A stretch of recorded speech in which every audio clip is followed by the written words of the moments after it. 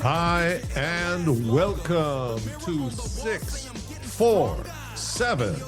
6 stories for 7 a.m. because there's a famine of truth in our land. And this is your quick news fix. And the truth starts now. And guess what? It's Glide Slope Thursday.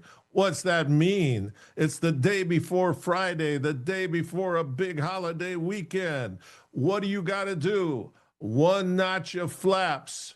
Push a little bit on that yoke. Just get the nose to go down a little bit. And then we're going to get that perfect slope that's going to take you right into Friday and all the way through the weekend.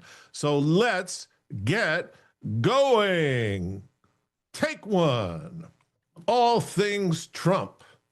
The orange roughie has raised, wait for it, $1.5 billion for his re-election campaign.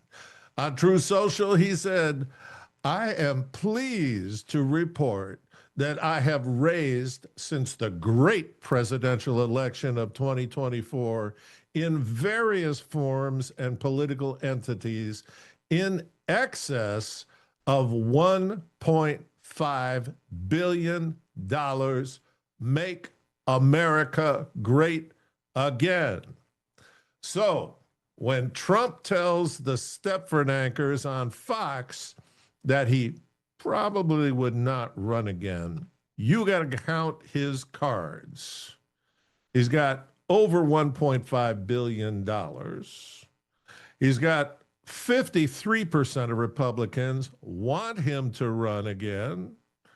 59% of Democrats think that he'll try to run again. Plus, Trump's merchandise store in the White House sells $50 Trump 2028 hats, which he shows to every White House visitor. Trump's job approval ratings jumped 5% in July to 45%, a record for an Associated Press poll. And 55% of voters, including 30% of Dems and 40% of independents, think it is fine to use the National Guard and the U.S. military to clean up blue cities. Talk about a mockingbird fail. These folks, I remember the first 3 days. This was all authoritarian news, shock and awe. The Nazis are coming. Didn't work. Didn't work. The numbers are saying, we don't buy it. We don't believe you guys anymore. And just for fun, all things Trump, the Florida Supreme Court is allowing Trump's defamation suit against the Pulitzer Prize Board, over which awarded the New York Times and the Washington Post Pulitzer Prizes for 2018 for their coverage of the Russia hoax scandal. Now, the Pulitzer Board had all its attorneys saying there has to be a stay on this. You can't go to court against a sitting president. There's absolutely no way that this could be adjudicated fairly. And the Supreme Court of Florida said, yeah, no. So, folks, this is moving forward, and I just want to give you a heads up. There is going to be a famine of popcorn in our land. And I'm serious as a heart attack about that. All right, take two. Pardon and payday for 10 abused by Dems FBI whistleblowers. 10 FBI whistleblowers who were punished for disclosing misconduct in the Bureau and lost their security clearances and their paychecks, along with the legacy media making them pariahs, will now have their security clearances reinstated and collect back pay amounting to collectively 12 years of missed paychecks. Don't you just love the left? The legal nonprofit Empower Oversight represented the 10 FBI employees. And one special agent was suspended indefinitely and lost his security clearance after he objected to a SWAT team being used to arrest a Jan 6 riot defendant on a misdemeanor charge. Another was suspended without pay and lost his security clearance after being wrongly accused of leaking information to Project Veritas, a conservative undercover journalism operation. Another agent in New Orleans lost his security clearance when he reported prosecutorial misconduct related to a sweetheart plea deal given to a district attorney charged with sex crimes. You get it. This was all just lefty horror. For each of these cases where whistleblowers finally received at least some measure of justice for the retaliation they've faced just for telling the truth about wrongdoing, there are many, many more who still need a remedy.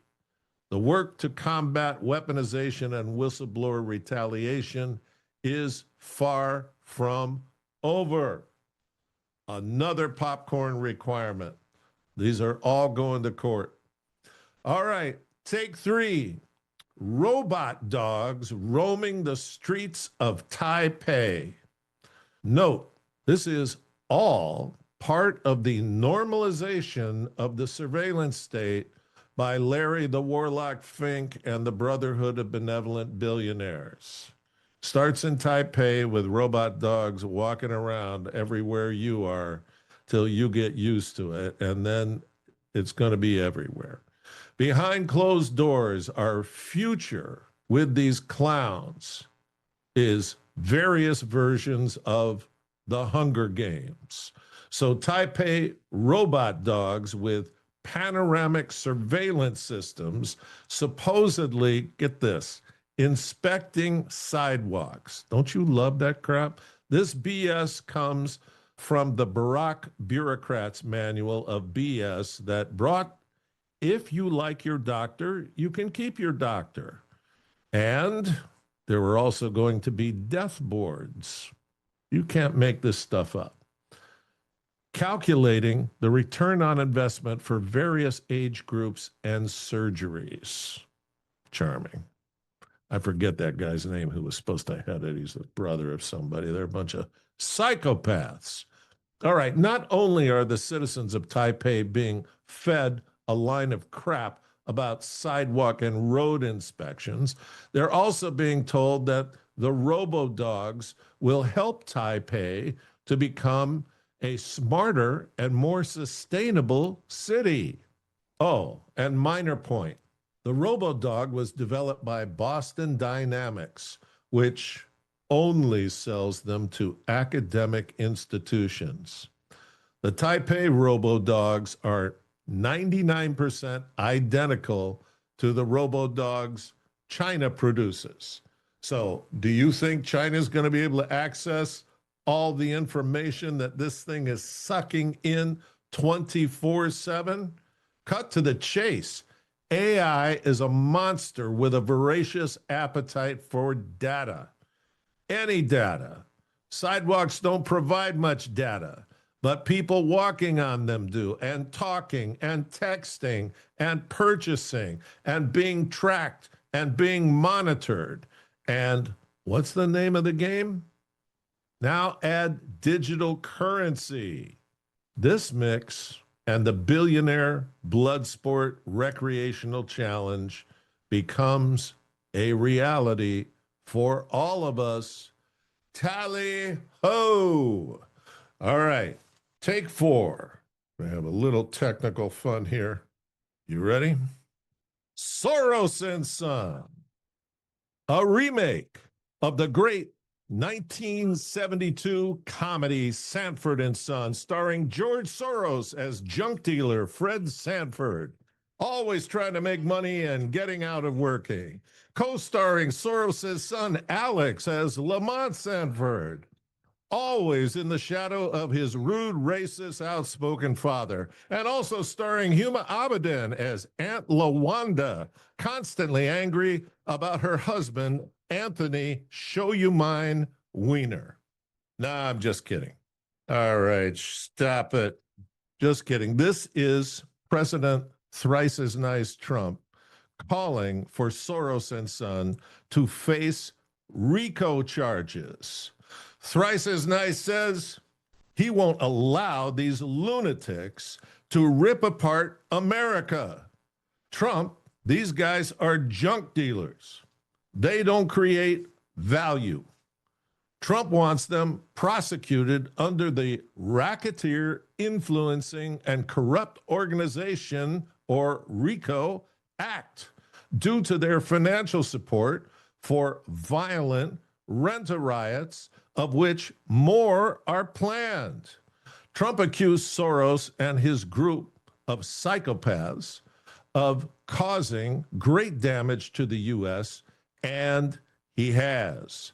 Soros and Sons Open Society Foundation last Monday paid for a rally for MS-13 group member, human trafficker, and illegal alien Kilmer Abrego Garcia, the Dems' Maryland Father of the Year. Soros and Sons has given millions to the leftist NGO CASA to advocate for mass immigration.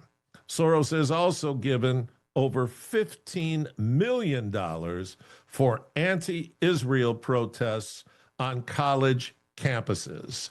That's $3,000 per week for starving students. Go ahead, Trump. Take these guys out. We want to see some RICO recreation. All right, take 5. Anniversary 4 of Abbygate last Tuesday. The O'Biden-Milley Afghan exit debacle that left 13 U.S. troops dead, many more permanently injured, and hundreds of U.S. civilians left behind. Defense Secretary Pete Hegseth and his team are looking for scalps. Trump brought the families of the 13 dead soldiers to the Oval Office, and Pete said to them, on behalf of this beautiful group, on behalf of these families, on behalf of your loved ones who fought for our nation, the military needs to answer for what happened in Afghanistan. That would be the gross dereliction of duty by then Chairman of the O'Biden Joint Chiefs of Staff, Mark, let me call China, Milley. Mr. Softy announced on July 2021 that Afghanistan was not going to end up like the U.S. retreat from Saigon. Mr. Softy was correct. It was far worse. We walked away from Bagram Air Base, our largest facility in the Middle East. 13 soldiers lost their lives. AI will not commit to an estimate of the net worth of Bagram to the United States. Only that one runway was built in 2007 at a cost of $96 million, then a second runway a year later at a cost of $68 million. The value is probably triple all of the equipment that was left there, and that's estimated at $7.2 billion. Nobody destroys asset value like the left. Milley testified on June 23rd, 2021, and it revealed he was not up to speed regarding the advance of the Taliban on the ground. Milley and the Pentagon were lying to the U.S. regarding the withdrawal happening in an orderly fashion. Again, the media were all complicit in the deception. China got Bagram and Biden, and the rhinos got payoffs. The families got coffins. That injustice needs to be taken care of promptly. All right, take 6. For Labor Day celebration, consider bushmeat barbecue. What is bushmeat, you ask? Bushmeat, defined by U.S. health agencies as meat from wild animals, mostly bats, monkeys, and cane rats. Detroit Airport just busted some folks trying to bring in 11 pounds of rodent meat and another guy with 52 pounds of monkey meat.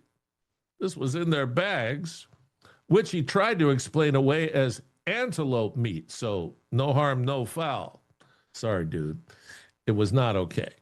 They were each fined $300, and the bush meat, which could contain Ebola virus, anthrax, brucellosis, and Q fever, well, that was confiscated. No matter, bush meat is an essential part of the West African diet and makes up 80 to 90% of the protein intake for those folks.